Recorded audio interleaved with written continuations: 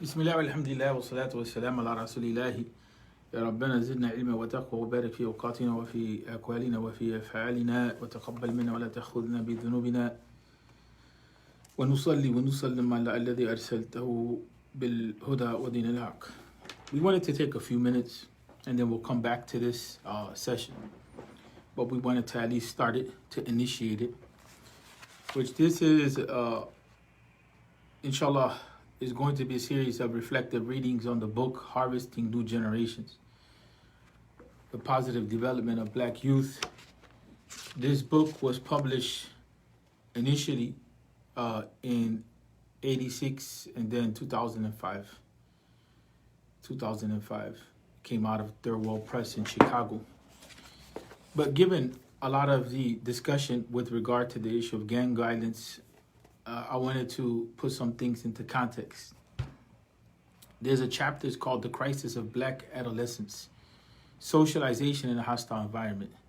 And one thing that I want to emphasize here is that there's a big difference when we're reading about the reality of the black community, the black youth, the black experience, the black situation from black scholars.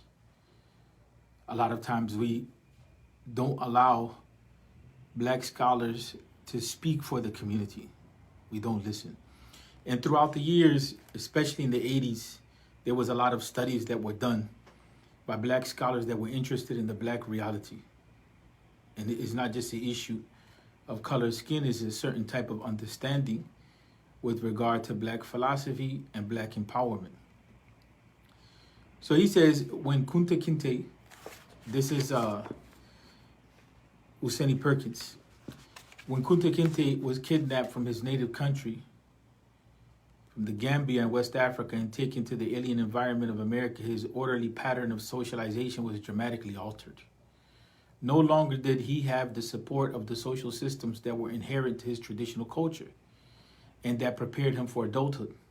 This is what one of my teachers, Dr. James Fenelon, he called this culturicide, the destruction of a people's culture.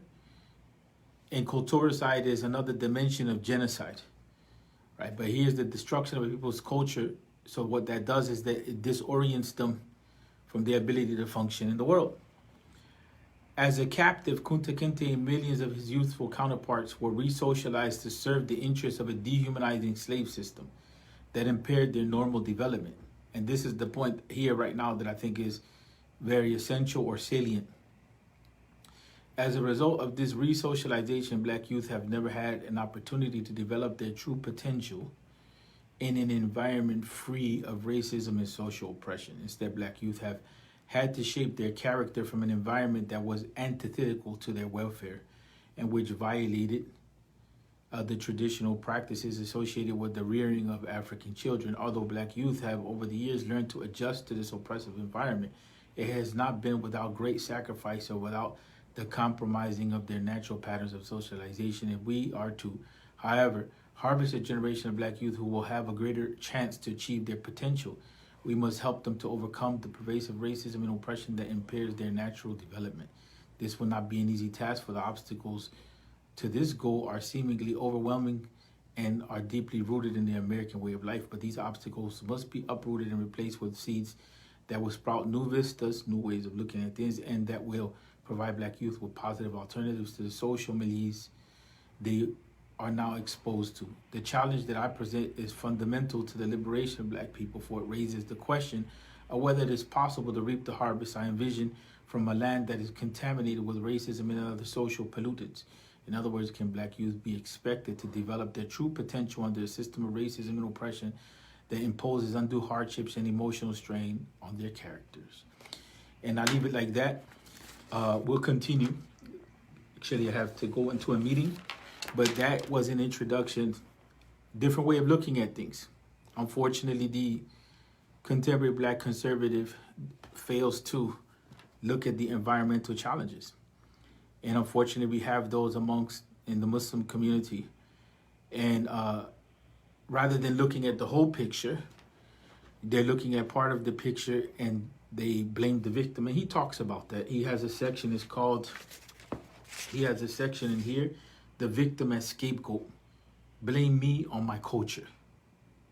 Blame me on my culture. And so we'll be back, but I just wanted to read that part to just kind of make sure that I committed to starting, inshallah. And we end on that note. Assalamu alaikum wa rahmatullah.